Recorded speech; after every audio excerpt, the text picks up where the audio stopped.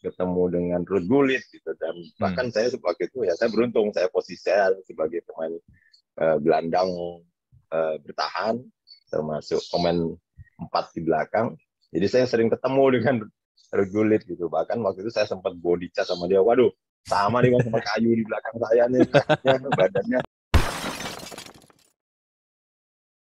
Welcome to Talk Podcast. Let's Talk Now bersama gua Andri dan guest episode kali ini kita kedatangan seorang legenda sepak bola Indonesia. Dan bisa dibilang ini adalah salah satu gelandang terbaik yang pernah dimiliki oleh Indonesia. The one and only Bima Sakti. Apa kabar Coach Bima? Halo, apa kabar Bang Andri dan teman-teman semuanya? Alhamdulillah sehat Bang. Ya, sehat-sehat. Sehat, alhamdulillah. Baik-baik Ya. saja. Semoga Waduh, gelandang terbaik ya. iya dong. Tapi Alhamdulillah. itu jujur loh, itu pendapat saya pribadi dan mungkin juga pendapat pendengar dan banyak orang kalau Coach Bima Sakti ini adalah gelandang terbaik yang pernah dimiliki oleh Indonesia, dan jujur aja ya sampai sekarang saya belum menemukan lagi nih pemain tengah di Indonesia yang punya skill, punya leadership yang sebagus Coach Bima Sakti ini nih. Ya, enggak lah, Bang Andri terlalu berlebihan.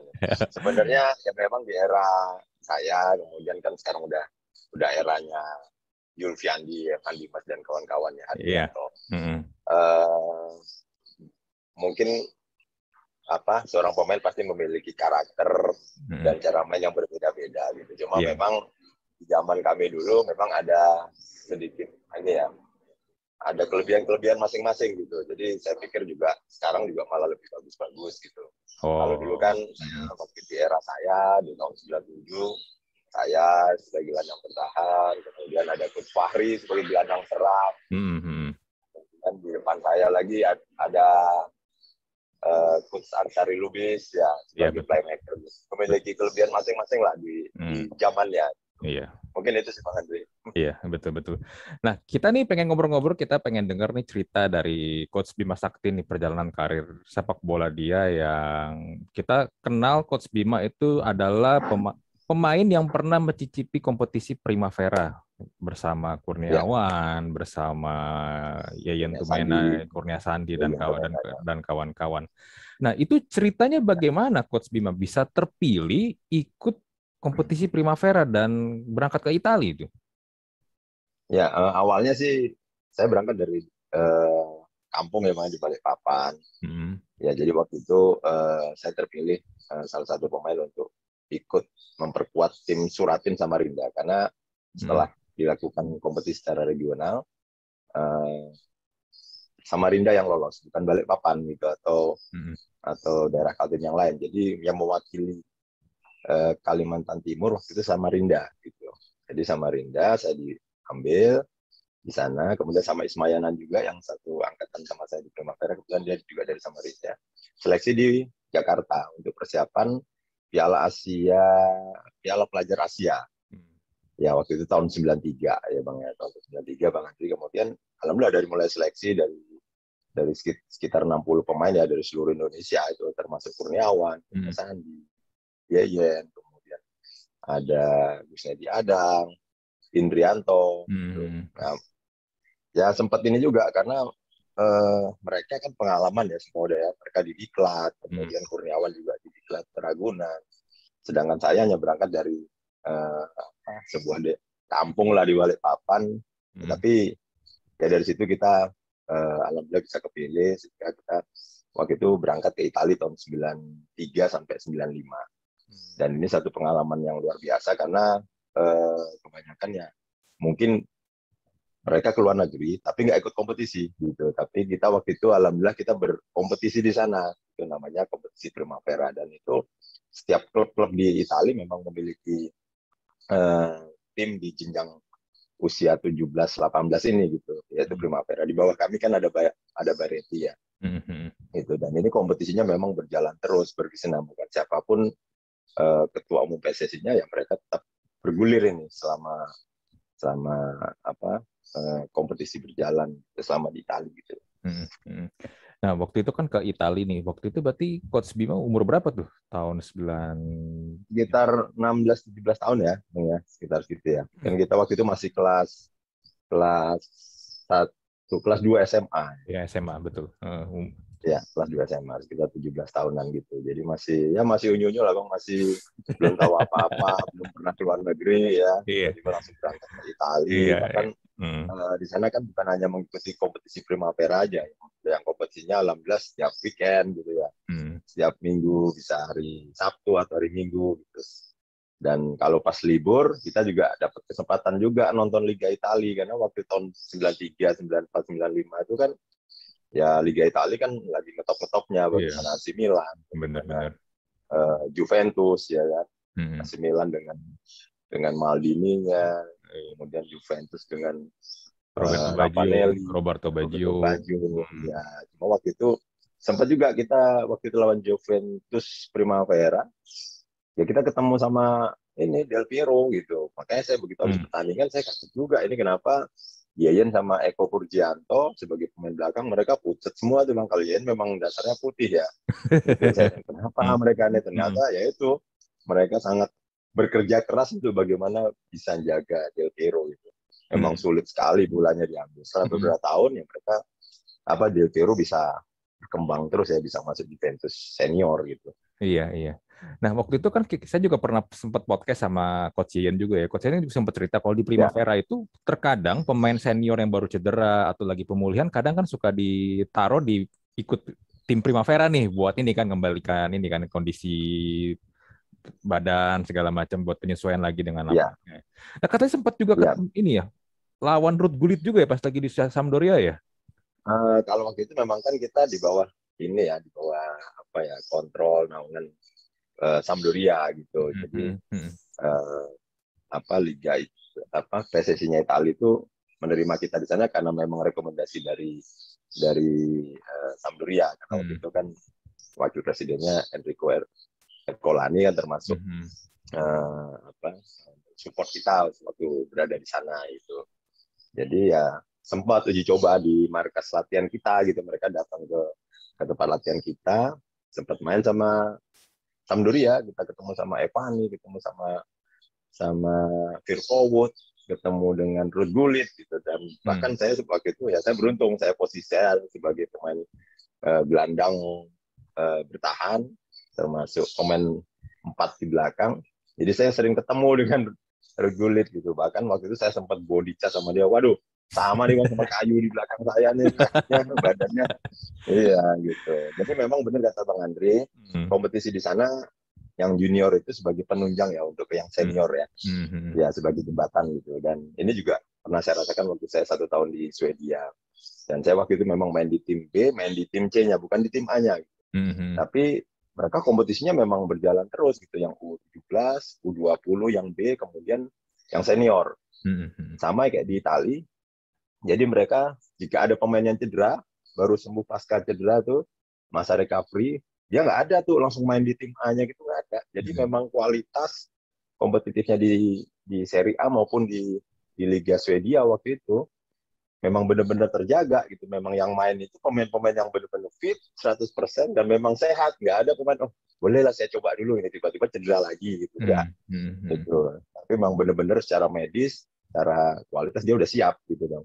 Jadi biasanya mereka mainnya cobanya di yang tim B atau tim C gitu, sebagai ini juga untuk untuk menghilangkan trauma juga pemain setelah pasca cedera gitu. Dan memang kualitas yang di tim B kan nggak sekompetitif sama seperti waktu yang mereka main di Serie A-nya atau liga utamanya gitu. Betul. Itu sih. Jadi mereka tetap ini, bahkan latihannya juga di tim B dulu. Itu nggak langsung yang di tim A kan. Karena kalau udah di tim A ini memang waduh bener-bener kualitas, intensitasnya tinggi semuanya Bang. Gitu. Berasa ini nggak sih Coach shock gitu ketika kan gini, Coach kan tadi juga bilang sebelumnya pun belum ikut tim profesional bukan juga dari Jakarta, terus ikut tim Primavera, terus tahu-tahu langsung ke Italia gitu, terus berasa shock nggak sih lihat semuanya kok ini terjadi begitu cepat dan wah kok tiba-tiba udah di Italia aja nih, terus tiba-tiba harus main di sini gini, berasa nggak kayak gitu? Ya sebenarnya bukan shock ya Bang ya, tapi kayak nggak percaya gitu. Dulu saya hanya bermimpi ya dengan si izin Allah dengan sentuhan bahwasanya ya saya dengan usaha keras, dengan perjuangan, ya akhirnya saya bisa juga berangkat ke Italia gitu, berangkat ke luar negeri. Yang dulu hanya sebatas mimpi gitu. Bagi anak-anak muda ya kan pasti punya mimpi ya. Karena saya bermimpi waktu itu saya ingin main ke luar negeri, ingin ketemu dengan pemain-pemain top dunia. Bahkan bukan hanya ketemu gitu. Sekarang sampai akhir ini ya bahkan bisa pernah main bareng gitu. Sulit kan termasuk. Karena yang bermimpi dulu kita hanya nonton di TV yang hitam putih ya, orang tua saya waktu itu hanya punya TV hitam putih, nonton AC Milan juara champion ya 3 kali berturut-turut tahun 90-an ya kan. Mana lihat Rio Belanda, Ruud Gullit, Van Basten dan Frank Rijkaard gitu. Jadi ternyata bisa jadi kenyataan. Bahkan saya bisa ke Italia langsung, bisa ikut kompetisi di sana. Dan ya itu banyak sekali pengalaman dan pembelajaran buat saya gitu. Bahwasanya memang ya kompetisi di usia muda ini sangat penting gitu. Dan alhamdulillah saya sekarang di posisi pelatih timnas U16 ya bisa menanamkan apa yang kita dapat di sana untuk sebagai modal fondasi buat mereka nanti ke depannya. Ini itu Bang. Iya. Nah, ini yang jadi pertanyaan saya juga nih sebelum kita nanti lanjut ke tentang ngomongin kepelatihan nih ya. Kan Coach Bima udah pernah ngerasain bagaimana berkompetisi di Italia, terus juga pernah juga di Swedia. Apa sih yang menurut Coach Bima yang membedakan dengan di Indonesia? Karena mereka kan begitu maju kan saya percaya untuk mempunyai sebuah tim atau mempunyai sekelompok pemain yang bagus itu kan nggak terjadi begitu aja kan, bukan hanya karena bakat alam doang atau memang dia bawaan lahir kan, pasti itu udah dibentuk, dibina kan. Apa sih yang menurut Coach Bima, kan Coach Bima yang melihat secara langsung nih dan ngerasain, apa sih membedakan di sana dengan di Indonesia? Yang pertama mungkin masalah kompetisi ya Bang ya, Bang Andri ya. Mereka memang tertata rapi semua ya kompetisinya. Dan ini berkesinambungan terus dari mulai usia 13, 15, kemudian 15, 16, kemudian 18 sampai 20 ke senior. Nah itu memang mereka ada jenjangnya gitu. Jenjangnya. Kemudian situasi dan suasana latihan sangat mendukung juga di sana. Karena waktu saya di sana latihan itu memang benar-benar 100% gitu Bang Andi. Nggak ada bercandanya. Kemudian di usia-usia muda itu memang mereka belajar bagaimana pemahaman taktik secara individu, secara grup. Kalau saya mau posisi sebagai gelandang, saya posisi gelandang, teman-teman saya yang lain juga, saya harus mengerti nih pemahaman taktik. Kita main 4-3-3 atau 4-4-2. Ini kita harus paham gitu. Kemudian pemahaman taktik secara tim gitu. Itu yang kita pelajarin gitu. Jadi bukan ya memang kalau setiap kompetisi kita ya memang targetnya adalah juara gitu di usia muda. Punya target juara, tapi bukan itu satu tujuan yang sangat ya kalau nggak juara nangis-nangis enggak gitu. Tapi tujuan utamanya adalah pemahaman ini, cara main bola yang benar, kemudian nanti prestasinya yang dia kejar benar-benar adalah pas saat di senior gitu. Tapi mereka ya memang berkompetitif sekali, tapi nggak jadi tujuan utama adalah harus juara dan mengalahkan segala cara gitu. Itu nggak ada di sana gitu. Karena saya waktu itu di Swedia juga kadang latihan di tim C, tim B gitu ya. Lagi waktu di Primavera juga mungkin kami waktu itu satu tim ya, orang Indonesia sekitar 20 pemain, 21-22 pemain dari Indonesia, dari seluruh anak-anak di Indonesia gitu Bang. Tapi kalau waktu saya ke Swedia saya kan sendiri. Itu sendiri, belajar semuanya mandiri, ya kemudian latihan ikut mereka bagaimana. Kalau kita di Primavera kan latihan dilatih sama pelatih Romano Mate, Ton Grip, waktu dari Swedia, pelatih anjing. Ya ada pembedanya gitu Bang. Memang latihannya semuanya itu serius gitu, nggak ada main-main, nggak ada bercanda. Ada saatnya begitu break untuk sesi 1 ke sesi kedua atau ke 3 ke 4, kita bercanda, jual-jualan sama teman sambil minum. Tapi begitu pas latihan itu memang benar-benar fokus semuanya ke pelatih. Nggak ada kami nengok kanan kiri atau pas saat diberi informasi dari pelatih ke pemain itu. Makanya kalau kita lihat sering pemain-pemain usia muda latihan stadion bentuk terpal gitu kan Bang. Mhm. Ya kan, habis itu ditulislah sponsor-sponsor klub utamanya. Sebenarnya itu ada tujuannya. Gitu. Tujuannya adalah supaya pemain itu lebih fokus ke pelatih dan orang tua nggak mengintervensi pelatih gitu. Oke. Saat bertanding atau dicoba, nah baru orang tuanya itu anaknya udah pinter nih ya kan. Dan nggak ada yang teriak-teriak atau apa gitu karena mereka memberikan edukasi apa bukan hanya ke pemain aja tapi ke orang tua semuanya, edukasi masalah law of the game. Kadang kan ya mohon maaf, mohon izin ya Bang Adri, kadang-kadang kan di Indonesia orang tuanya ini lebih pintar dari pelatih, offset padahal dia nggak tahu tuh. Nah, sekarang kan peraturan udah semakin maju dan banyak berubah gitu kan. Iya. Gitu. Itu sih Bang.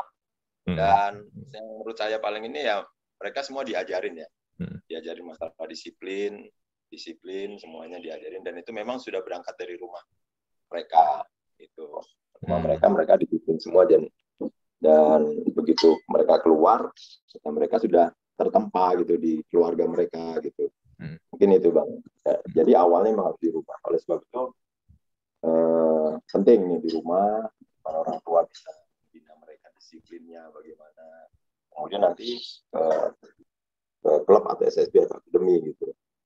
Gitu. Karena yang paling penting sebenarnya orang tua nih. Mudah-mudahan ya banyak orang tua yang nonton podcastnya Bang Andri nih, jadi biar mereka mempersiapkan anaknya di rumah, terutama masalah disiplin waktu, disiplin makan. Ya, karena kita makan waktu itu memang di sana nggak ada bakso, nggak ada gorengan.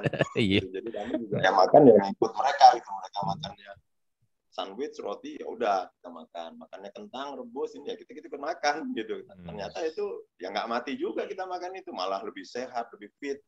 Kondisi juga main 90 menit itu nggak terasa apa ya istilahnya kehilangan kehabisan bensin gitu Bang gitu.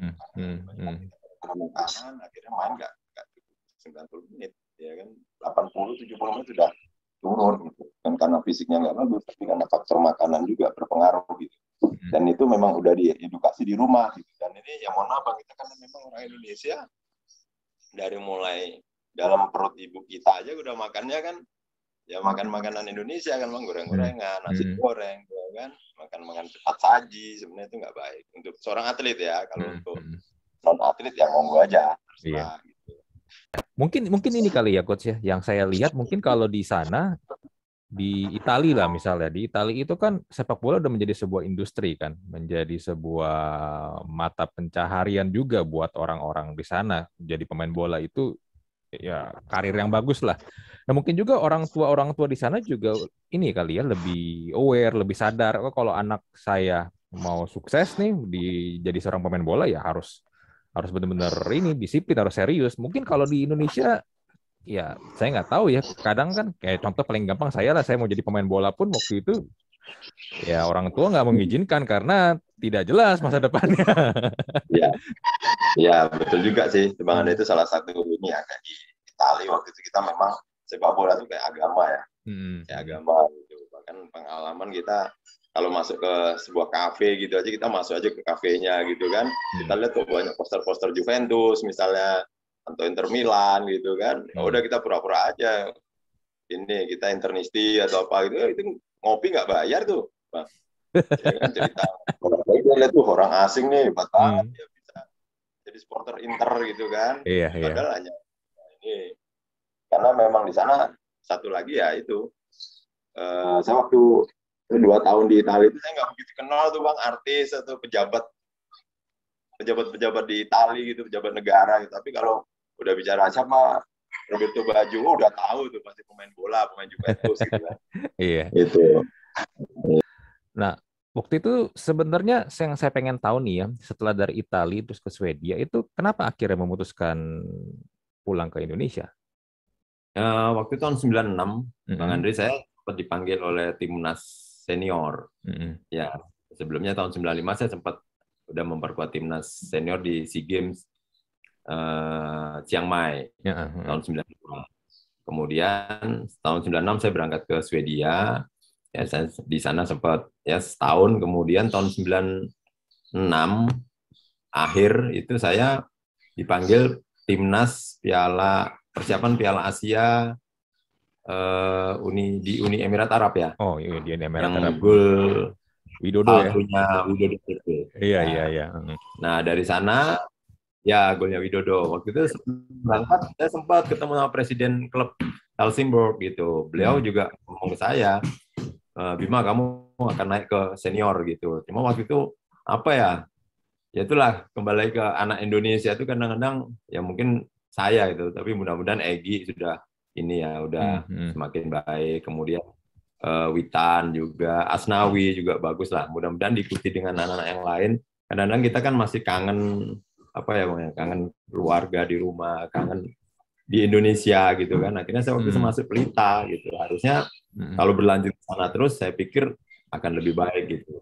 Yang penting kita main di luar, tapi jam bermain kita banyak gitu kan. Kemarin saya kan waktu di Swedia, walaupun saya main di tim B, C, B gitu, tapi main saya sering gitu Bang, dan saya juga inti gitu.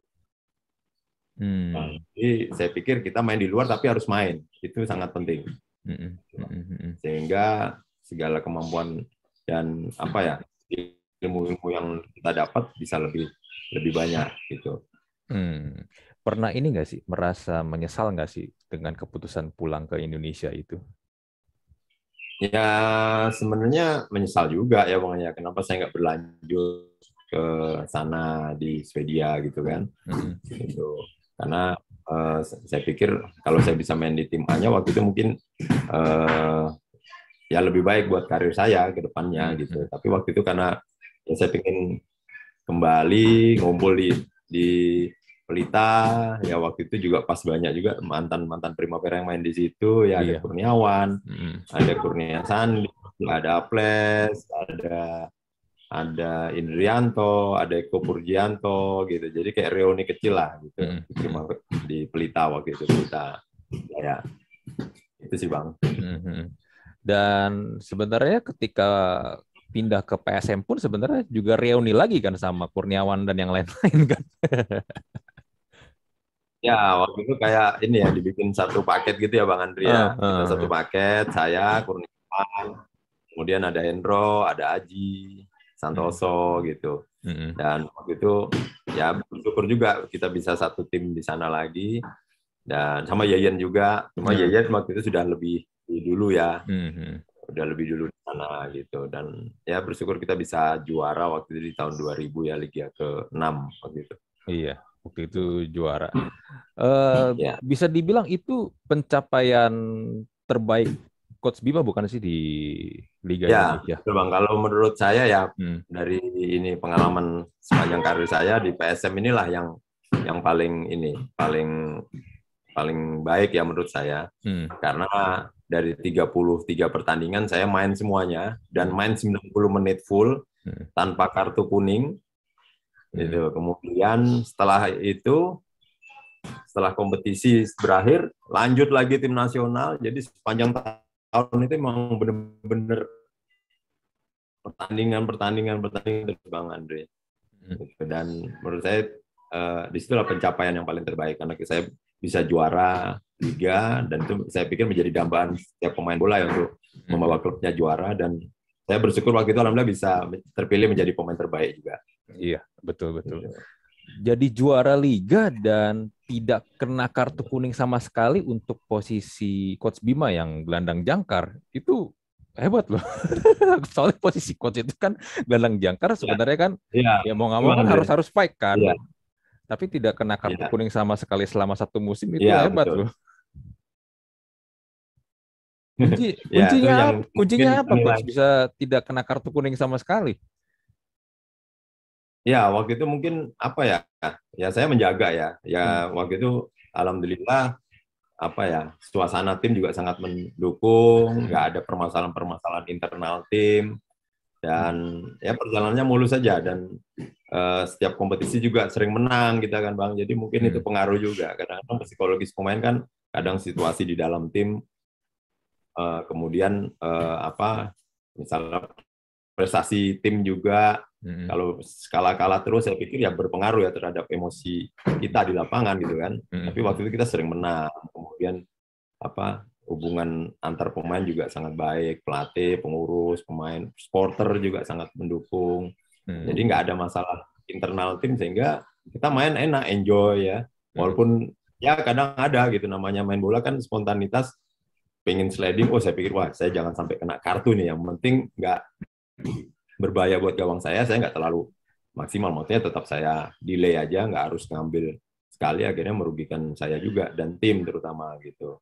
Nah, ya bersyukur ya, dan jadi pertanyaan juga kok bisa gelandang bertahan tanpa kartu kuning gitu, karena waktu itu sempat di media massa nominator pemain terbaik adalah Kurniawan, saya, Fahri Husseini, ya sempat juga waduh saya harus jaga nih, saya di final ketemu sama Coach Fahri juga nih kan, ternyata Coach Fahri dapat kartu kuning, waduh berarti insya Allah saya nih. Alhamdulillah. Iya. Tapi nggak gampang loh, karena gini Coach ya, mungkin Coach Bima tadi juga sempat bilang kan bermain bola itu kan nggak hanya bagaimana menendang, bagaimana mengoper bola juga, tapi kan juga bagaimana kita membaca permainan. Itu kan sebenarnya, kalau saya sering bilang nih, sebenarnya bermain bola itu adalah permainan otak juga kan, karena kita harus taktis, kita harus melihat kondisi lapangan juga, kita harus melihat posisi kita juga, itu kan harus dilakukan sepersekian detik kan, untuk melakukan semua itu kan. Dan itu menurut saya ya, kalau apalagi posisi gelandang untuk melihat semua itu dan melakukan semua itu, kalau kita tidak punya kemampuan berpikir yang cepat, itu susah sih sebenarnya kalau menurut saya, kalau untuk jadi pemain bola yang bagus ya. Ya betul Bang, karena sekarang memang sepak bola sekarang lebih maju ya dibandingkan dulu, dan memang ya itu tadi, pemain bola harus pintar. Pintar. Kalau dulu kaki dulu, kemudian otak gitu. Kalau sekarang nggak, otak dulu baru kaki gitu istilahnya kan Bang. Jadi kita harus berpikir dulu situasi, ya kan. Kita prediksi dulu, baru kita aksi gitu Bang. Kalau dulu kan nggak, pokoknya wah otot dulu, kekuatan dulu, baru mikir gitu. Kalau sekarang nggak. Jadi ya makanya itu harus dilatih dari usia muda memang Bang. Walaupun kita juga ya waktu itu beda ya, zaman dulu kita sama zaman sekarang. Sekarang kan udah bermunculan ya SSB Academy, ya. Kemudian kompetisinya juga ya, semoga ke depan ini kompetisi bisa berjalan, berkesinambungan semua level ya, dari senior, kemudian yang terutama junior-junior ini, karena ini kan cikal bakal mereka. Kalau mereka nggak ada kompetisi, nggak ada turnamen, ya akan sulit juga, karena itu yang sangat membedakan Bang, pemain-pemain yang biasa berkompetisi sama enggak gitu. Betul. Kadang di suatu daerah dia bagus banget nih, ya bagus banget. Begitu ke Jakarta, ketemu dengan teman-teman pemain yang biasa kompetisi, biasa bertanding, apalagi dia udah pernah main ke luar negeri, itu sangat jadi pembeda gitu, Bang. Terutama masalah mental ya, yang tadi Abang bilang tadi itu. Jadi ininya lebih pintar gitu kalau yang biasa kompetisi gitu, karena dia sudah biasa terlatih di sebuah kompetisi. Betul. Karena suasananya dan auranya juga di sekitar dia, lingkungannya juga beda. Kalau dia nggak pernah ngerasain, otomatis juga pasti akan kaget, akan kagok juga kan. Mau nggak mau pasti itu terjadi. Nggak cuma di sepak bola ya, di bidang manapun juga sama kan. Kalau kita terbiasanya ya mungkin skupnya kecil, yang gitu-gitu aja. Tapi ketika dikasih challenge yang lebih gede, pasti tantangannya beda lagi. Iya kan? Beda, ya, betul Bang. Ya, cara berpikirnya pasti juga beda gitu Bang. Dan kita sebagai pelatih juga lebih mudah ya untuk memberikan instruksi, taktik gitu kan, cara individu maupun grup maupun tim gitu. Lebih mudah ngajarin pemain-pemain yang udah biasa berkompetisi sama enggak gitu, Bang. Betul. Nah, setelah juara Liga Indonesia bersama PSM, itu boleh dibilang salah satu pencapaian terbaik Coach Bima Sakti sebagai seorang pemain ya. Nah, lalu juga salah satu juga, kalau saya dulu ngikutin sepak bola juga dari zaman saya masih sekolah ya, salah satu juga peristiwa dari Coach Bima yang juga banyak dibicarakan orang adalah waktu itu ketika pernah menderita cedera panjang, kurang lebih 9 bulan kalau nggak salah Coach ya. Itu ketika lagi membela timnas ya, di Ho Chi Minh City Cup ya kalau nggak salah ya, lawan India. Ho Chi Minh. Iya, itu gimana Coach peristiwanya sebenarnya? Ya, waktu itu seperti ini Bang ya, apa ya? Kalau istilahnya kena petir di siang bolong lah istilahnya ya. Karena usia saya waktu itu masih sangat produktif sebagai pemain bola ya, usia 26 tahun, 27 tahun ya, 26 tahun. Iya, iya. Dan waktu itu saya sebagai kapten timnas juga gitu untuk persiapan Piala Tiger waktu itu, Piala Tiger ya, bukan AFF ya. Piala Tiger Piala namanya. Tiger. Ya, Piala Tiger tahun 2002 kita sebagai tuan rumah waktu itu. Ya, di Jakarta. Dan waktu saya sempat kita main di Ho Chi Minh City, dan sebelumnya waktu itu Ho Chi Minh City yang pertama kita juara gitu. Itu Bang, Ho Chi Minh City kedua waktu itu lawan India, ya jadi pengalaman besar buat saya karena patah kaki, tulang fibula, kemudian terjadi pergeseran di dislokasi di ankle Bang, dan ini yang paling berbahaya gitu. Ya apa ya, waktu itu langsung bilang dokter, ya udah kamu harus istirahat. Bahkan waktu itu sempat ada dokter, tapi bukan dokter Indonesia, bilang ini kayaknya Bima harus alih profesi lah gitu, jangan jadi pemain bola lagi gitu. Gitu. Saya langsung, waduh, enggak, saya yakin aja dalam hati saya bisa nih. Saya kan pengen tunjukkan bahwasanya segala penyakit kalau kita yakin dengan seizin Tuhan, dengan seizin Allah bisa sembuh, saya bilang gitu. Yang penting kita usaha dulu. Gitu. Akhirnya waktu itu saya terapi, gimana usaha, kemudian latihan sendiri. Bahkan waktu itu zaman dulu sempatlah istri saya waktu itu bilang, ya ini Mas Bima kenapa HP-nya itu aja terus gitu kan, jadul itu udah nggak apa-apa lah. Yang penting saya bisa komunikasi. Ini ada uang, kalau mau beli HP beli HP. Enggak, saya mendingan beli alat fitness buat latihan saya gitu. Ya udah saya beli alat fitness, latihan sendiri di rumah. Karena kalau kita harus ke tempat gym butuh waktu lagi, butuh biaya lagi kan Bang. Lagi waktu saya masih belum jalannya belum normal. Ya udah saya latihan sendiri dan saya yakin gitu bahwa saya bisa sembuh. Dan bersyukur dengan support keluarga, orang tua, orang terdekat, teman-teman, ya saya bisa kembali lagi ke lapangan gitu. Gitu Bang. Iya. Bahkan dulu sering digodain tuh sama Ustaz Nawawi saat latihan gitu, digoda-godain gitu. Begitu saya terima bola, gitu, langsung kaget saya udah Bang. Iya. Menghilangin traumanya itu Bang Andri kan. Iya, betul, gitu. betul. Itu hilangin traumanya. Tapi setelah ini ya syukur saya bisa kembali pulih, menghilangkan trauma itu, walaupun 1 tahun waktu itu sempat harus pasang pen ya, ada 12 pen di kaki saya nih Bang, kaki kiri saya. Tapi saya masih tetap bisa main gitu. Dan setelah setahun baru dilepas. Makanya waktu ada kejadian teman-teman yang ya kurang beruntung ya harus cedera gitu, saya langsung usahakan saya telepon, saya kasih semangat. Yang terakhir itu waktu saya telepon Boas ya, saya telepon Boas waktu Boas kena cedera waktu lawan timnas Hong Kong ya kalau nggak salah waktu itu. Langsung saya telepon tuh Boas, saya kasih motivasi, Boas kamu bisa sembuh.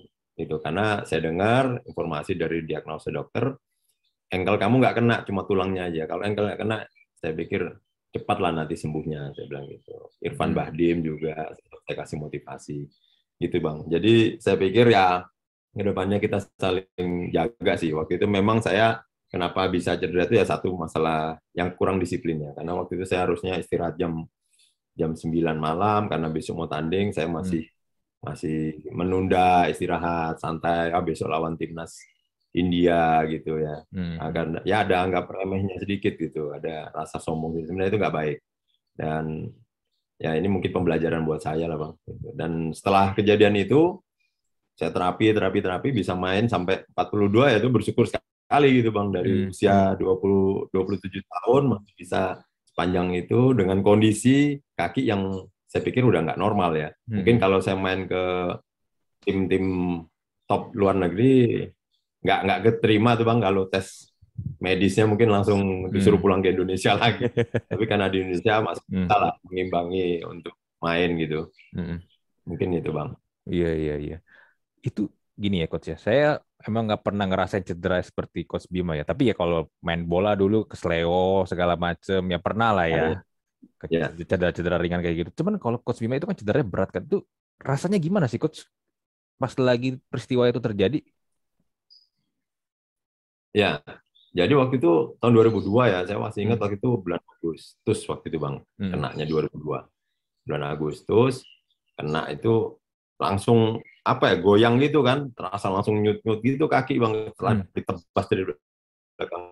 Karena waktu itu yang tebas saya nggak ada dendam, bahkan sering waktu itu ketemu itu dia minta maaf, ya saya maafin karena memang ya bukan salah dia, ini memang ya teguran buat saya gitu. Artinya ya saya harus memperbaiki diri saya. Kemudian waktu itu langsung saya lihat kaki saya, waduh mati nih karir saya, karena untuk tim nasional udah pasti nggak bisa nih, karena waktu itu bulan Desember harus main Piala Tiger kan. Saya pikir udah saya kubur saya untuk main di Piala Tiger, yang penting saya fokus bagaimana sembuh.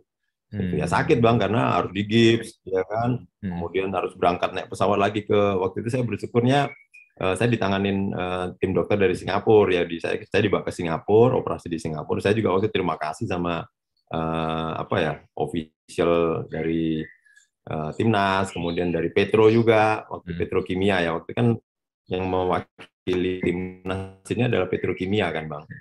Itu mereka kan juara Liga 7 ya kalau nggak salah. Itu jadi mereka yang saya lah, sehingga saya bisa sampai sembuh gitu. Dan waktu operasinya saya di Singapura selama 3 bulan, saya waktu itu nggak boleh mepijakkan kaki ke tanah. Waduh, pokoknya itu berat bener Bang. Makanya sekarang sedih juga pemain terus respect lah, karena kita sampai cedera, mencari lawan, kemudian apalagi kalau sampai meninggal akibat keteledoran kita, saya pikir itu jadi masalah buat kita gitu ya. Maksudnya sepanjang hidup kita pasti kepikiran kalau sampai mencederai lawan. Contohnya Bae-Chung Butia itu kalau setiap ketemu saya pasti minta maaf. Saya pikir bukan salah kamu gitu. Dia, waduh, ngeri banget diantem dari belakang kan Bang. Gitu. Mungkin itu Bang Andri. Iya, betul. Kalau saya lihat ya, beberapa contoh pemain yang pernah cedera panjang dan akhirnya sembuh dan bisa main lagi, skill sebenarnya secara kemampuan nggak hilang ya coach ya, tapi kadang-kadang mungkin mental dan keberaniannya itu yang jadinya hilang. Mungkin contoh paling gampang Fernando Torres kali ya. Fernando Torres kan pas sebelum cedera panjang, dia itu kan tipe striker yang kalau dikasih truk pas atau bola-bola daerah itu kan dikejar sama dia kan. Speednya speednya juga kenceng, pokoknya dihajar lah sama di bola 50-50 pun disikat. Tapi setelah dia cedera, kalau kita lihat dia mainnya jadi lebih hati-hati, dia juga nggak terlalu mau tabrakan lagi. Ya betul sih Bang Andri, tapi ya itu yang saya bilang tadi, pasca cedera itu saya aja paling sulit saya rasakan itu setelah saya ikut berlatih sama teman-teman ya, sekitar 7 bulanan, 8 bulan saya mulai ikut latihan. Nah, itu menghilangkan rasa trauma itu, Bang Andri. Makanya support dari teman-teman itu penting banget. Walaupun waktu itu Uston itu bercanda, tapi itu membantu saya gitu. Gitu. Membantu saya gitu. Padahal waktu jaraknya itu sekitar hampir 10 meter, 7 meter, 10 meter gitu, Bang. Jauh sebenarnya, tapi di bobo gitu saya langsung lepas bolanya gitu. Iya, gitu. Kayak teringat waktu kejadian tahun 2002 itu gitu kan. Tapi alhamdulillah dengan berjalannya waktu itu paling nggak setahun lah untuk ngilanginnya. Tapi setiap pemain pasti berbeda-beda ya. Tergantung lingkungan dia di mana gitu. Waktu saya sama teman-teman banyak yang satu angkatan, jadi sering kadang-kadang candain dari belakang. Begitu kena, saya pikir, nggak apa-apa kok nih, nggak apa-apa. Ya udah, lama-lama berani gitu, berani benturan fisik. Tapi yang paling ini sebenarnya psikologis ya itu, ngilangin traumanya itu Bang Andri. Itu yang agak sulit ya. Gitu. Apalagi saya waktu itu terjadi dislokasi ankle ya, itu sangat beda juga, ciptaan Tuhan sama ciptaan dokter saya pikir beda gitu, yang dulu 100% bisa fleksibel gitu, dan yang hasil lain yang nggak 100% gitu Bang, hanya berapa persen aja gitu, karena kalau diukur untuk ditekuk gini jauh sekali bedanya, tapi alhamdulillah ya masih bisa main gitu. Saat ada momen-momen tertentu kayak syutingan jarak jauh itu agak pengaruh, terutama ketumpuan ya, Bang Andri ya. Gitu. Betul. Padahal sebenarnya salah satu senjatanya Coach Bima Sakti adalah tendangan jarak jauhnya itu kan. Iya, kadang-kadang kalau dulu belum cedera, dalam posisi apapun kita bisa ya enak ambil angle-nya gitu, bisa pas gitu. Begitu setelah cedera itu harus diatur dulu gitu. Momennya harus pas, bener-bener pas itu baru ini. Kalau nggak pas itu ya banyak naik ke atas gitu. Kalau sebelum cedera itu kan kita kaki kita lebih fleksibel kan Bang. Itu. Benar. Itu sih Bang. Benar. Ya. Nah, kalau coach sendiri melihat kalau ketika bermain, sebenarnya coach itu gaya bermainnya itu terinspirasi dari siapa sih? Dulu saya suka sama Fernando Redondo ya. Oke, Redondo. Oke. Redondo ya. Cuma bedanya kan dia kidal ya kan. Kalau saya kadal ya. Oh bukan ya. Kalau saya kanan gitu kan. Saya kaki kanan gitu kan. Jadi ya saya lihat dia kapan dia bisa timing maju, kapan dia bisa defend, karena posisi gelandang bertahan ini kan memang apa ya, di tengah ya Bang ya, beda posisi dengan posisi yang lain. Di tengah ini kan apa ya, lawan itu kan dari depan, samping, kanan, kiri, belakang gitu. Itu kalau kita di posisi sayap kan ya, kalau kita menghadap ke dalam lapangan posisi sayap kanan ya udah, lawan saya paling antara kanan, kiri atau depan gitu. Belakang nggak mungkin, belakang hakim garis nih ya kan. Gitu. Kalau posisi gelandang kan ini apa ya, 180 derajat ini ada lawan semua gitu, dan kita harus menjadi jembatan gitu, dari belakang ke tengah depan, dari depan tengah belakang kan gitu Bang. Jadi harus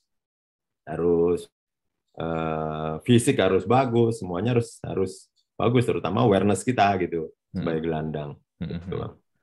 Coach merasa nggak sih kalau di sepak bola sekarang ini makin kesini nih ya, ini kalau saya sebagai penonton sepak bola ya, saya ngelihatnya makin ini ya, permainan itu lebih ke reaktif football menurut saya. Jadi sebuah tim itu akan memakai formasi atau strategi apa tergantung lawannya siapa, dan mereka akan bereaksi dengan tim lawannya. Jadi menyesuaikan aja gitu. Kalau dulu saya lihat ya, kan tim-tim itu punya ciri khas masing-masing ya. Kayak misalnya Brasil kan terkenal dengan Jogo Bonito-nya mereka, Italia kan dengan Catenaccio-nya, dan Spanyol terakhir kan dengan Tiki Taka-nya. Tapi kalau saya lihat sekarang ini, even Brazil pun sebenarnya bermain udah nggak Jogo Bonito lagi kan. Lebih pragmatis sebenarnya kalau saya perhatiin sekarang Brazil juga bermainnya. Nah, kalau coach sebenarnya gimana sih? Maksudnya apakah memang ini pergeseran ini memang terjadi karena industri sepak bola sendiri menuntut harus menang, dan menang, jadi semuanya itu ditinggalkan atau gimana sih? Ya, jadi begini Bang Andre, memang sepak bola sekarang lebih maju ya, maksudnya secara taktikal semua. Kemudian kita juga harus mempersiapkan tim kita juga melihat lawan juga gitu. Makanya dulu saya sempat hampir 2 tahun ya bersama Luis Milla di timnas senior U23, kemudian Asian Games juga kemarin. Ya beliau banyak mengajarkan kita, yaitu setiap latihan itu memang di periodisasinya 1 minggu, misalnya kita main hari Sabtu atau hari Minggu gitu, Senin itu kita free ya, kita libur gitu misalnya mainnya Minggu. Nah hari Selasa itu kita banyak membahas tentang kesalahan kita kemarin ya, waktu main lawan tim, misalnya lawan Vietnam atau apa gitu. Begitu kita hari Rabu kita perbaikin, hari Kamis, Jumat, Sabtu itu udah mulai menuju ke, misalnya kita mau lawan Malaysia gitu, udah menuju ke bagaimana kekurangan kelebihan Malaysia, bagaimana cara main dia. Oleh sebab itu kalau zaman dulu kita main kan nggak ada tim analisis, itu kan nggak ada Bang Andre. Kalau sekarang kan wah itu 1-2 orang gitu. Bahkan kemarin kita waktu main kualifikasi Piala Asia U16 loh Bang Andre, U16 ini ya, bukan senior. Itu berapa ofisialnya tim Cina itu yang memantau kita, bawa kamera kanan kiri, gimana dia baca semua kekurangan kelebihan kita gitu. Oleh sebab itu sangat penting, dan kita harus mengerti gitu tim lawan yang akan kita hadapi. Oleh sebab itu sekarang kan video juga banyak gitu kan, makanya kita kadang-kadang ada sesi video lawannya kita ini mau lawan ini nih, kekurangan dia di posisi sini nih, transisi mereka kurang bagus nih, transisi kreatifnya. Nah, disitulah kita manfaatin gitu. Jadi, ya itu tadi, kata yang kita bahas di awal tadi kan Bang Andrian, pemain bola sekarang harus butuh yang pinter juga gitu. Gitu. Kalau bodoh ya sulit. Nah, kita mau taktik ini, dia maunya main sendiri, ya kan? Maunya pokoknya yang penting saya bikin gol. Bisa. Gitu. Harus ada aturannya gitu, Bang. Nggak bisa mau-maunya sendiri gitu. Iya, benar-benar. Di situ, Bang. Nah, sekarang kan ketika coach akhirnya memutuskan berhenti dari pemain dan jadi pelatih, itu kan suatu tugas yang berbeda ya. Mungkin kalau jadi pemain ya pokoknya bermain sebagai posisi gelandang, ya udah saya di gelandang gitu. Walaupun ya memang kita bermain satu tim, tapi kan ketika menjadi pelatih, itu kan udah nggak hanya ngurusin main doang kan. Kalau saya pernah berapa kali nonton beberapa film dokumenter tentang sepak bola gitu. Terakhir nonton All or Nothing-nya Tottenham Hotspur waktu itu pas masih Mourinho yang megang ya. Saya ngelihat Mourinho itu nggak hanya seperti pelatih juga, jadi psikolog juga, jadi kayak seperti bapak juga. Kalau ada pemain yang bermasalah diajak ngobrol satu ini one on one, ditanya kenapa begini. Dan ada yang unik sih waktu itu ketika dia ngajak mulai kenalan dengan beberapa pemainnya ya, seperti waktu itu pemain belakangnya Spurs tuh yang kemarin lawan Crystal Palace baru kena kartu merah, Tanganga. Dia nanya namanya siapa? Dia Tanganga bilang Tanganga. Oke, Tanganga spellnya gimana? Dia ingin make sure supaya nama pemainnya itu dipanggilnya tuh bener. Karena dia bilang gini, dia benci soalnya karena nama dia sering salah dipanggil. Dia itu kan orang Portugal, Jose Mourinho. Orang sering memanggil dia Jose. Dia bilang I'm not Jose, I'm Jose, I'm Portugis. sampai sedetail itu. Nah, Coach Bima sendiri nih ketika sekarang menjadi pelatih, sekarang kan ngelatih U16 ya. Ini gimana nih Coach menghadapi challenge baru seperti ini nih dengan segala dinamikanya nih? Ya, betul sih Bang Andre. Ya, betul sih Bang Andre. Ini yang apa yang dikatakan Bang Andre tadi, memang tanggung jawab sebagai pemain dan pelatih itu apa ya, berbeda ya antara bumi dan langit lah istilahnya. Ini Bang Andre boleh lihat, ya mohon maaf Bang Andre pakai topi. Ini rambut saya udah putih banyak nih. Kalau saya nggak ada rambut ya, nggak ada rambutnya, makanya saya pakai topi. Ya, mohon maaf Bang Andre, ini rambut udah putih selama jadi pelatih ya. Ya, kalau dulu kita sebagai pemain dalam satu pertandingan, ya kita apa ya 11 pemain gitu yang memikirkan di lapangan gitu kan. Nah, sedangkan kalau kita sebagai pelatih, ya kita sendiri gitu dengan dibantu asisten gitu. Ya kalau kita sebagai head coach ya udah kita tanggung jawab semuanya gitu. Kalau menang kita disanjung, ya kalah pasti dimaki-maki gitu kan. Dan itu udah saya rasakan gitu kan, semuanya udah saya rasakan dan kita harus siap semuanya. Itu karena untuk menjadi pelatih pasti ada kerikil-kerikilnya saya pikir. Cuma sekarang kerikilnya kan beda-beda setiap pelatih. Itu. Dan kata Bang Andre tadi, apa ya, kadang-kadang banyak pelatih stres kan Bang. Gitu. Kalau saya akan belajar gitu. Nggak mau, ngapain stres, orang ini apa ya, hanya sebuah pekerjaan ya. Walaupun kita tetap harus tanggung jawab, tapi nggak harus dibawa stres gitu. Yang penting kita sudah melakukan pekerjaan kita, job kita dengan baik, saya pikir cukup gitu. Dan apa pasti setiap pelatih kan nggak mungkin menang-menang terus, ya kan? Guardiola aja yang hebat belum tentu menang terus juga kan gitu. Cuma kan dalam fase kita di bawah itu kita harus belajar gitu, bagaimana kita bisa bangkit, bagaimana bisa apa ya merubah suatu pertandingan yang kalah bisa menang. Nah itu yang kita harus pelajarin kan Bang. Gitu. Dan metode pelatihan sekarang kan udah berkembang sekali ya, berkembang sekali. Benar kata Bang Andi tadi, pelatih ini bukan hanya sebagai apa ya guru aja gitu di lapangan, tapi harus bisa menempatkan lah semuanya sebagai abang, sebagai ayah, sebagai teman itu, agar pemain itu bisa terbuka sama kita.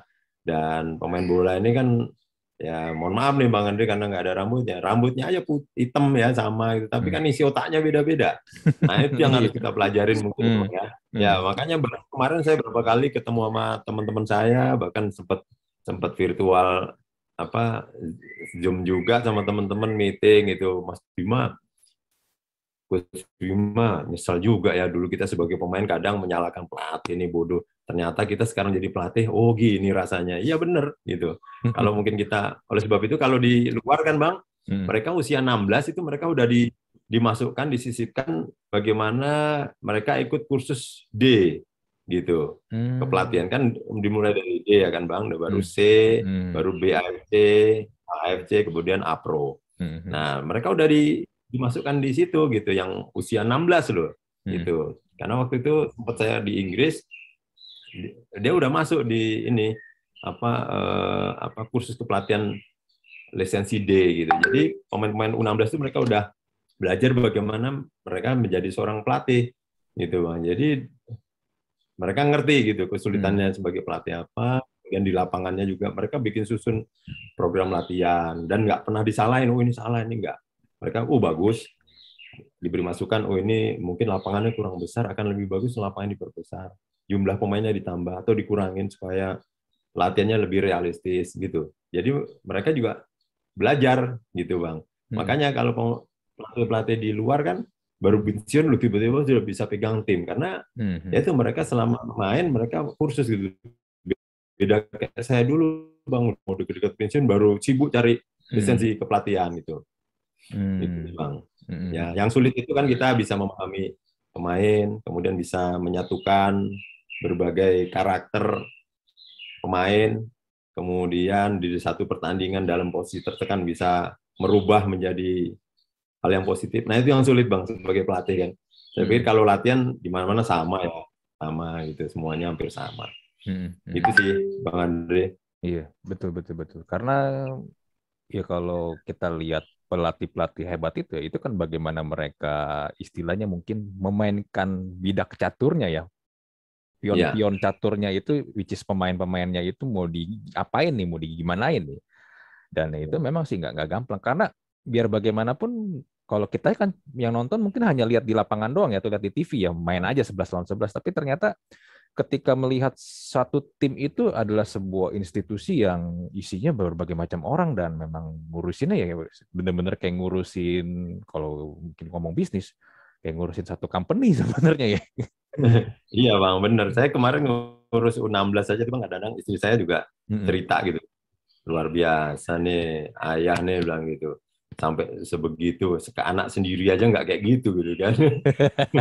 Ya, perhatiannya itu sampai apa ya, pokoknya luar dalam lah kita perhatikan, mempersiapkan mereka kan Bang, terutama fondasi mereka kan. Itu, karena itu tanggung jawab kita gitu. Itu sih Bang. Dan saya pikir itu yang menjadi kesulitan sebagai pelatih itu Bang. Oke. Nah kalau ngomong tentang sepak bola Indonesia nih Coach Bima, ada sering kali kan ada ungkapan seperti ini, masa sih Indonesia dengan jumlah penduduknya yang lebih dari 200 juta orang tidak bisa mencari 11 orang pemain yang bisa bermain bola? Itu bagaimana menurut tanggapan Coach Bima nih tentang istilah ini? Kalau jujur ya, saya pribadi saya sih kurang setuju dengan ini ya, dengan ungkapan itu ya. Tapi saya pengen tahu nih perspektifnya Coach Bima nih tentang ungkapan itu nih. Ya saya pikir ini bukan terjadi di Indonesia aja Bang. Saya pikir di Malaysia juga sama gitu ya. Bahkan di Cina juga belum pernah juara Piala Dunia kan. Iya, benar. Negara India juga kan, gitu. Sama. Mungkin mereka karena kita nggak tahu aja, nggak dengar berita itu kan di India, Cina, saya pikir. Di Cina, di Asia oke lah, ya kan. Tapi kalau untuk Piala Dunia kan belum pernah juara Piala Dunia, gitu Bang. Karena itu kan target utama kan sebuah negara gitu. Itu. Jadi saya pikir ya ini jadi tanggung jawab kita semua sih Bang. Banyak aspek ya, banyak aspek dari pemain. Saya pikir mungkin saya nggak mau bicara untuk masalah manajemen, semuanya itu adalah ininya ya, ada masing-masing. Tapi kalau kita sebagai insan bola, sebagai mantan pemain dan pelatih, saya pikir kita harus persiapkan lah semuanya. Terutama ya kita jangan terfokus dengan yang senior. Oke lah senior ini kita ini sebagai ujung tombak, tapi ya pembinaan usia muda ini kita harus perhatikan gitu. Masalah lapangannya, kemudian sekarang kan kita sulit banget cari lapangannya sulit, ya kan? Itu lapangan, kemudian latihan, kemudian kompetisinya. Saya pikir itu kompetisi harus ini. Kemudian edukasi ke pelatih juga, pelatih yang ini dibikin standarisasi. Kemudian SSB harus punya standarisasi pelatih minimal lisensi. Dia mantan pemain top, kemudian tanpa lisensi dia melatih. Itu karena apa yang dia latih, yang dia dapat dulu sama latihan yang untuk anak-anak sekarang beda gitu. Karena saya pikir ya gitu, saya pikir mohon maaf ya, kalau salah tolong dikoreksi gitu. Usia muda dilatih fisik buat apa gitu, ya kan? Harusnya kan dia dilatih ininya dulu gitu. Karena kalau latihan fisik sekarang saya usia 46, saya latihan 1 bulan aja dengan pelatih khusus fisik yang bagus dari mana yang saya masih bisa main mungkin gitu. Tapi kalau ini, nah itu kan harus dari usia muda dibentuknya gitu, dengan kompetisi game. Ya, dengan permainan, dengan ya yang lebih kompetitif, ya kan. Itu. Nah, itu yang perlu kita benahi juga kan, Bang. Itu. Lalu kompetisi yang berjenjang. Karena di Eropa yang pernah saya ini kayak di Primavera, di tahun 98 loh Bang, 94, 95, kompetisinya udah rapi bener. Usia muda dari mulai jenjang ini, saya pikir itu yang perlu kita ini kan. Itu di Swedia yang sepak bolanya beda sama Italia aja kompetisinya, waduh. Saya kalau latihan sama tim B itu Bang, saya lihat udah kecil-kecil mereka udah kompetisi semua. Tim mana tuh? Tim Gothenburg lawan Helsingborg, Malmo lawan ini. Ada tim-timnya Bang dari kecil-kecil mereka dibina gitu. Itu kan itu menjadi tanggung jawab kita semua dong Bang. Dan tim pelatih, kepelatihan saya pikir sekarang udah banyak yang pro juga kan, pelatih-pelatih udah, PSSI juga udah melakukan percepatan jumlah pelatih. Saya pikir ini satu gerakan yang ini ya, dan membangun sepak bola kan Bang Andre nggak bisa cepat ya, perlu proses ya. Kita harus sabar lah, sabar sambil membangun, sambil melihat bagaimana kekurangan kita, apa kekurangan kita. Itu sih Bang. Karena ya itu kadang kompetisi kita kan putus nih Bang. Kalau usia 16, yang usia 18, 19 ini kemana nih? Ya kan? Kalau 20, oke lah dia udah deket masuk ke senior gitu kan. Itu kompetisi itu Bang yang harus jadi perhatian buat kita. Dan kompetisi yang benar-benar bersih ya gitu. Benar-benar ini bukan hanya mau cari menang-menang aja, tapi kualitas kompetisinya juga harus kita perhatikan gitu kan. Itu sih Bang Andre. Mungkin ya banyak lagi sih pendapat orang ya. Banyak juga pendapat orang, ya mental pemain juga harus kita ini. Kadang-kadang kan bagus di usia muda, begitu yang di senior melempem. Kan itu juga ada pertanyaan tuh. Benar, ya kan? Yang timnya Coach Indra Safri waktu itu kan sempat juara ya. Pernah ngalahin Korea Selatan juga. Ya, itu sempat mereka bagus juga tuh Bang. Mereka jadi masa depan sepak bola kita lah. Ya saat itu gitu ya. Mudah-mudahan nanti ke depan ini bisa lebih baik. Betul. Nah, kalau Coach Bima sendiri nih, kan Coach Bima pernah ngerasain ikut Primavera, itu kan proyeknya PSSI lah ya. Nah, apakah Coach Bima, menurut Coach Bima nih ya, lebih memilih mana nih? Apakah dibikin, tadi seperti Coach Bima bilang, dibikin kompetisi yang berjenjang, atau cobain lagi yang model-model kayak Primavera atau Baretic kemarin itu, kalau untuk ini nih, ingin membentuk sebuah timnas yang bagus nih, kalau dari Coach Bima sendiri? Ya, mungkin ya apa yang perlu ini aja kalau menurut saya, kompetisi kita yang di internal kita perbaikin, ya kan? Gitu. Kalaupun kita memberangkatkan tim lagi, saya pikir dipilihlah yang terbaik, gitu kan? Bisa juga kalau memang mau dititipkan di sebuah tim, misalnya di Inggris nggak perlu tim yang besar lah, ya kan? Mungkin di tim yang kecil tapi filosofi, metode cara mainnya mereka hampir sama dengan Indonesia gitu, ya kan? Hampir sama filosofinya gitu. Jangan masuk filosofi yang beda sama filosofi kita gitu, ya kan? Main long ball, main ini, saya pikir sulit, beda sama kita, pemain kita kecil kan, Bang Andri kan. Tuh, saya dititipkan sana karena waktu saya sempat di sana tuh banyak juga Jepang, satu tim yang masih kecil gitu, titipkan di sana berapa bulan gitu. Kemudian begitu sudah terpilih ada yang bagus-bagus, baru mereka titipkan per orang gitu Bang, nggak satu tim lagi gitu. Gitu. Misalnya di usia-usia 19 itu. Nah, ini sekarang bagus, saya pikir Egy, Witan, Asnawi, kemudian Sadil yang di Malaysia gitu ya, kemudian Ruji di luar. Saya pikir kalau mereka sendiri, saya pikir akan lebih baik, apalagi mereka main di Eropa dan dapat jam bermain yang bagus gitu Bang. Saya pikir itu lebih baik gitu, karena kalau kita sendiri ya saya bisa merasakan gitu Bang. Kalau kita satu tim itu ya mohon maaf ya, kita mungkin dilatih sama pelatih asing, tapi begitu pulang ke mes ya kembali lagi ke Indonesianya lagi, budaya yang yang ngobrol ya kan, makan dengan tempat saji lagi ya kan. Tapi kalau kita sendiri ketemu orang Eropa, kita ngikut nih ya kan, kebiasaan kita yang buruk, masalah sepak bolanya ya Bang ya, tapi bukan budayanya. Kalau budaya saya pikir kita yang terbaik lah ya kan, kita punya sopan santun, menghargai orang, respect, itu yang terbaik. Tapi budaya sepak bolanya ini gitu, kedisiplinannya ini gitu. Itu Bang, dan mereka ya saya ngikut gitu, mana yang dan itu saya bisa cerita, saya latihan di sana pertama datang tahun 96 ya, mungkin Itu nggak saya dapat di Indonesia gitu. Saya main di game nggak ada pialanya nih Bang, nggak ada apa ya, cuma sesi latihan aja gitu. Jadi game 5 lawan 5, 6 lawan 6 gitu. Saya syuting depan gawang, bolanya naik, saya ketawa gitu. Kalau di Indonesia saya nggak dimarahin gitu, maksudnya nggak apa-apa gitu kan. Lagi di kampung saya gitu, nggak apa-apa, tahu malah diolokin, kena burung, pecah genteng ya kan. Kalau di sana langsung Bima, dimarahin saya Bang Bima, jangan ketawa kamu bilang gitu. Kenapa Kut? Hanya latihan. No, Bima. Kamu harus 100%. Kalau ada ukuran 1000% dalam latihan, kamu harus 1000%. Karena kebiasaan dalam latihan yang baik akan terbawa ke pertandingan. Dia bilang gitu Bang. Saya langsung, oh iya. Saya lihat teman-teman saya, sliding bener. Fight mereka. Ya saya ngikut gitu. Tapi kalau kita, ya mohon maaf ya, kita lihat teman kita santai-santai, ketawa-tawa, bikin kolong-kolong, ya kan, bercanda, kita kan jadi ngikut Bang. Betul. Gitu. Saya pikir, wah saya jadi ngikut gitu. Kemudian biasanya saya depan gawang, saya langsung serius, saya bikin gol gitu, satu tim itu Bang. Satu tim, walaupun yang di luar yang lagi ngantri, Bima bro, pada tepuk tangan semua. Come on, fight gitu. Yang lain, come on.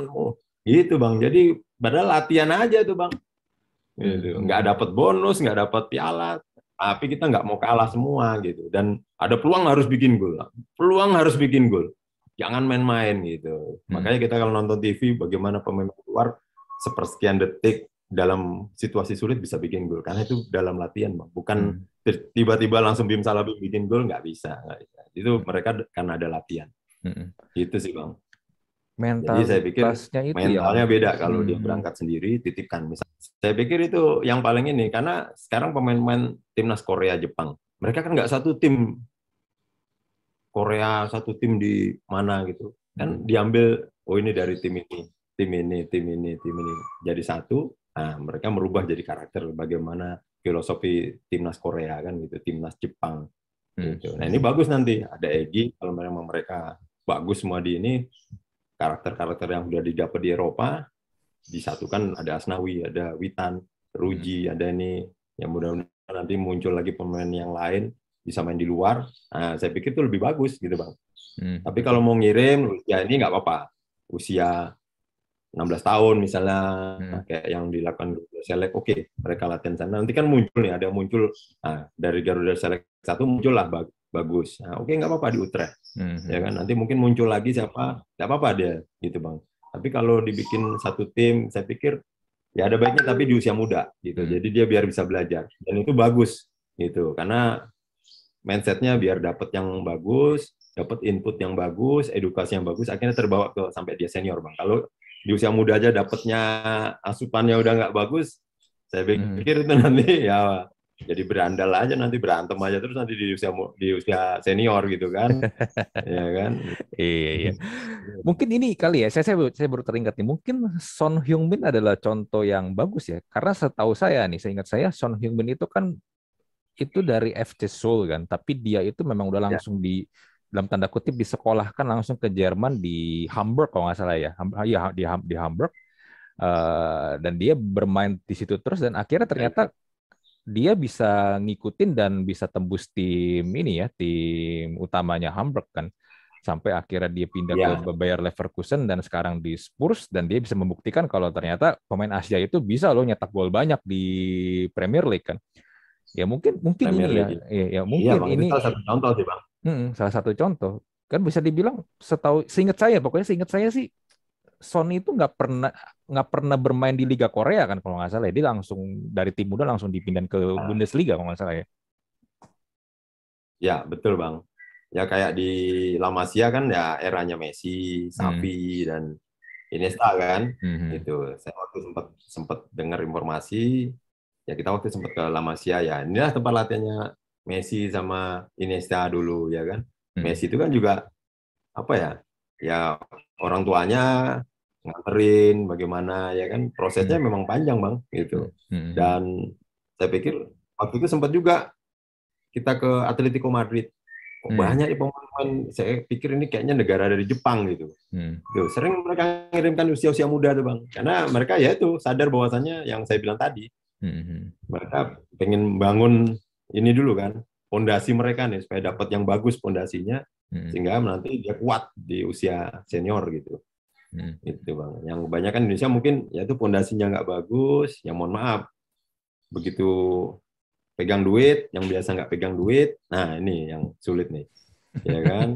Habis itu lebih terkenal, ya kan Bang? Nah, lalu sekarang yang dulu nggak terkenal jadi terkenal, nah itu yang agak sulit kan Bang. Itu apalagi ya saya sadar gitu, kita anak kampung dikenal orang itu rasa-rasa ada rasa ini juga gitu, ya kan? Betul, wah betul. saya dikenal orang, ya kan, orang minta foto. Nanti kalau kita mental kita nggak dipersiapkan dari usia muda, saya pikir bisa limbung juga gitu Bang. Itu apalagi kalau sudah mohon maaf sudah kenal wanita, ya kan, yang sebenarnya belum seusianya gitu kan kasihan gitu. Kalau udah seusianya udah memang matang ya nggak masalah untuk motivasi, tapi kadang-kadang terlalu cepat akhirnya mengganggu fokus dia gitu. Makanya saya di usia muda di U16 itu saya pikir kalau kalian punya teman dekat, oke. Kalau memang mau dengar omongan Coach Bima, ya tolong fokus dulu lah ke karir kalian, fokus dulu lah bagaimana bisa membahagiakan kedua orang tua kalian lewat sepak bola. Karena kalau usia-usia segitu kadang-kadang kan ya kalau dapat yang positif ya bisa positif Bang. Kalau dapat yang nggak bagus, stres ya kan. Akhirnya begitu putus, waduh nggak fokus ke karirnya lagi. Nah itu yang kadang-kadang yang menjadi kesulitan pemain Indonesia gitu Bang. Kadang-kadang di usia muda kok bagus gitu kan. Kan kita nggak tahu nih faktor-faktor non teknisnya yang bisa merubah dia jadi nggak bagus saat senior gitu kan Bang. Dan itu harus berangkat dari keluarga lagi yang saya bilang di awal tadi. Di Eropa udah terdidik di rumahnya mereka gitu Bang. Gitu bagaimana contohnya aja ya kan, kecil-kecil mereka udah tidur sendiri ya kan. Udah tidur sendiri ya kan. Kalau kita kan masih diklonin ya kan. Nah, ini contoh nih Bang, anak saya ini saya masih klonin ini. Nah, ini kan. Iya. Di tahun 8 tahun masih diklonin. Ya kan harusnya kan dia udah tidur sendiri, ngatur kamarnya sendiri ya kan. Harusnya gitu. Betul. Menarik ya. Berarti memang sebuah industri sepak bola di negara-negara yang bolanya udah maju itu memang ini ya, semua treatmentnya, semua yang mereka kerjain, manajemennya itu memang berbeda banget lah ya kalau dibandingin sama kita ya. Ya, betul sekali Bang. Memang ya saya tahun 98 di Helsingborg itu, waduh manajemennya udah rapi semuanya. Ya luar biasa lah Bang di sana. Ya dan satu lagi mereka memang apa ya? Pemain ini memang seperti tadi Bang Andri bilang, ya kan, orang tua mereka tuh pengen anaknya memang jadi pemain bola.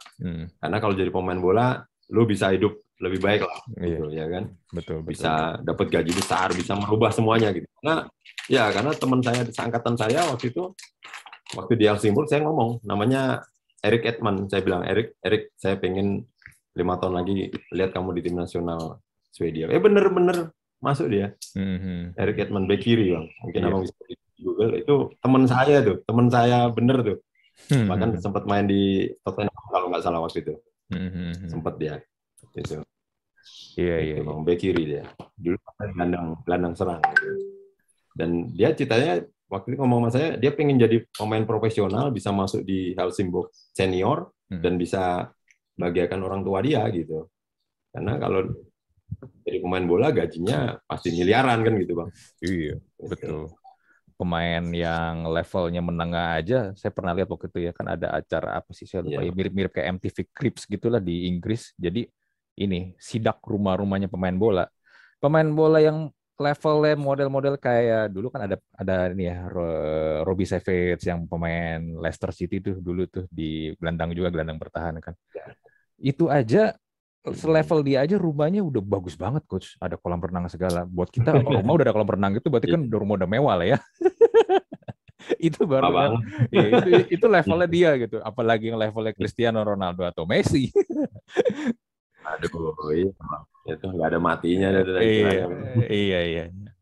Oke Coach, terakhir nih sebelum kita tutup, formasi andalan Coach dan juga pemain-pemain All-Star-nya Coach Bima nih. Ya. Siapa aja nih yang Coach Bima idolakan? Kalau misalnya Coach Bima punya tim nih, siapa aja yang mau diisi nih di timnya Coach Bima nih? Kalau saya sih, saya suka main ini Bang. Kalau sekarang kita pakai 4-3-3 ya. Ya, 4-3-3. Kalau pilihan saya sih kalau untuk kiper ya saya ini Kurnia Sandi ya. Dulu memang di zamannya ya kita tahu lah Kurnia Sandi sempat juga membela Sampdoria ya, walaupun belum sempat main tapi paling tidak masuk di sebuah klub Serie A itu kan luar biasa gitu.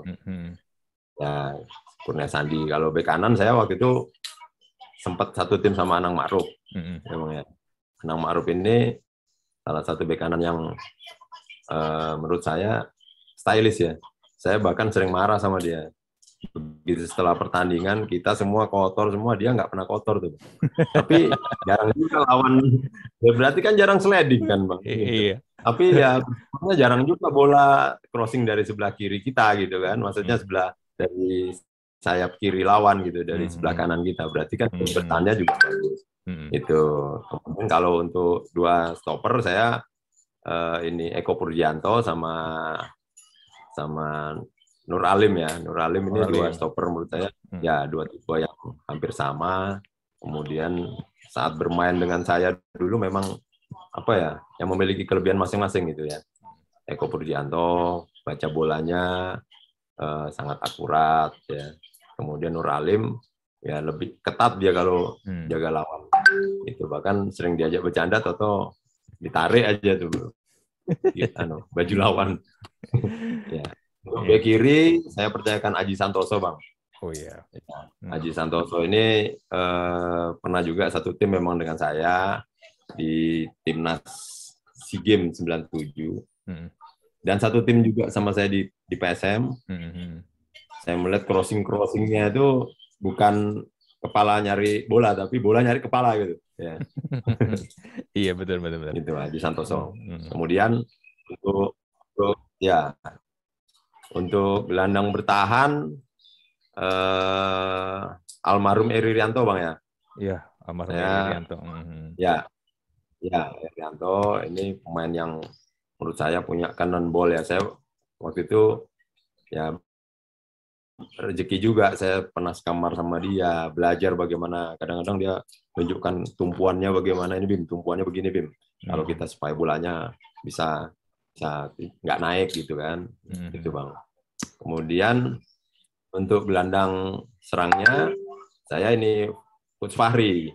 Oke, ya, Fahri. Bang Fahri.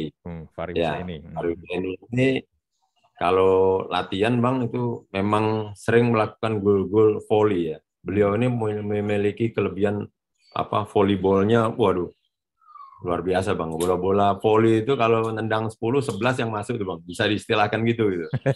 Gitu. 10 bola kasih dia 11 yang masuk itu, berarti Abang bisa menilai wah memang memiliki kelebihan itu. Dan untuk gelandang sebagai ini Ansari Lubis, karena saya pernah main bareng juga. Ya, salah satu playmaker terbaik di Indonesia ya. Karena beliau ini larinya nggak cepat sebenarnya, speednya juga nggak cepat. Tapi kalau dia pegang bola, bolanya yang cepat, bolanya yang selalu di belakang lawan itu yang bikin sulit lawan. Kemudian untuk 3 depan, saya yang di depan di tengah saya ini BP ya, Bambang Pamungkas. Ya, Pamungkas. Ya karena ya kita tahu dia memiliki kualitas heading yang luar biasa, sebagai target man juga bisa, walaupun postur tubuhnya nggak begitu tinggi gitu. Itu Bang. Dan untuk kanan kirinya, yang kanan teman saya, sahabat saya Bang Kurniawan untuk di kanan. Ya ini pemain yang licik juga, terutama finishing touch-nya. Dia memiliki teknik yang sebenarnya nggak begitu istimewa ya. Saya pernah diundang di salah satu sekolah. Ini di luar sepak bola sebenarnya Bang, di salah satu sekolah. Jadi guru-gurunya minta, Bang Bima waktu itu saya belum jadi pelatih. Bang Bima juggling dong. Saya alhamdulillah masih bisa juggling nih Bang, walaupun nggak hebat-hebat banget ya. Begitu Kurniawan juggling aja nggak lurus tuh Bang. Tapi kalau di depan gawang bikin lurus gitu. Iya. Iya. Betul. Ya, tapi selalu bikin gol terus gitu. Gol terus. Dan itu yang jadi kelebihan dia. Dan untuk sebelah kirinya saya ada Widodo CP Bang. Ini salah satu senior kita ya. Kalau latihan itu memang sering melakukan yang itu tadi saya bilang ke Bang Andri dan teman-teman semuanya menyaksikan podcast ini. Latihan yang baik akan terbawa ke pertandingan. Dan itu yang sering dilakukan Widodo gitu. Widodo itu kalau ada bola long dia sering salto. Masuk nggak sering lakukan. Dan itu kejadian gitu. Tahun 96 ya lawan Kuwait, umpan dari Roni Wabia, dia salto. Itu padahal saya di depan dia tuh, saya sempat mau marah, Wid. Saya waktu itu manggilnya masih Widodo aja ya. Jadi, kalau sekarang harus coach. Ya. Iya. Saya minta, Wid, nggak dikasih gitu. Nggak dikasih, saya udah mau marah. Karena itu tinggal umpan ke saya bisa lebih menghadap ke gawang gitu. Dan saya bisa syuting gitu. Saya waktu itu sempat marah, dan bola itu sebenarnya di luar jangkauan dia gitu. Jauh kan bola itu, bukan di atas ya, maaf. Ronaldo kelas juga, tapi Ronaldo kan di atas nih. Kalau ini jauh gitu Bang, jauh di gitu. Tapi dia salto, begitu lihat hasil akhirnya saya nggak jadi marah. Karena gol. Karena gol. Itu Bang. Karena gol itu, kalau enggak, tapi ternyata jadi gol terbaik Asia ya. Iya, betul. Tahun 97, 98 itu jadi gol terbaik. Itu Bang. Itulah 11 pemain yang saya bilang di luar pemain-pemain lain yang sebenarnya banyak yang tidak mengurangi rasa hormat buat pemain lain. Saya pikir banyak kualitas pemain lain yang bagus juga, ada Buat ya, dan pemain-pemain yang lain. Mungkin itu Bang Andri. Iya. Itu formasi 90-an banget ya pemain-pemainnya. Kalau saya masih ingat tuh tahun 90-an andalannya timnas Indonesia ya itu tuh pemain-pemain yang tadi 90-an semua. Iya. betul. Dan bersyukurnya saya pernah main sama mereka semua kan. Dan saya bisa merasakan kehebatan mereka semua di posisi masing-masing ya. Betul, Coach. Oke, Coach. Thank you banget nih buat ngobrol-ngobrolnya, Coach Bima Sakti. Ini sebenarnya sangat. Sama-sama, Bang Andri. Ini kebanggaan banget sebenarnya buat saya. Sebelum kita tutup nih ya, dulu nonton Coach Bima itu di televisi, lagi dia tanding bela timnas. Sekarang bisa ngobrol sama dia langsung. Kayak dulu tuh saya ingat banget pas tahun 90-an tuh saya masih SMP SMA, kalau lihat Coach Bima Sakti tuh kalau shoot dari jauh itu cannonball itu serem banget. Salah satu ciri khasnya dia juga, dan umpan lambungnya, switch play-nya dia juga adalah salah satu kelebihannya juga Coach Bima Sakti waktu itu pas lagi dia main. Sekarang Coach Bima Sakti melatih U16, tanggung jawab untuk mengembangkan pemain-pemain muda calon ini ya, pemain timnas masa depan Indonesia ada di dia. Kita harus dukung dia, support Coach Bima. Untuk para pendengar, jangan lupa juga kalau Coach Bima ini bekerja tidak sendiri, dan dia butuh waktu juga untuk mengembangkan para pemain muda kita untuk memajukan sepak bola Indonesia. So support terus untuk Coach Bima dan juga timnas Indonesia. Kita jumpa lagi di episode Talk to Talk Podcast berikutnya. Bye.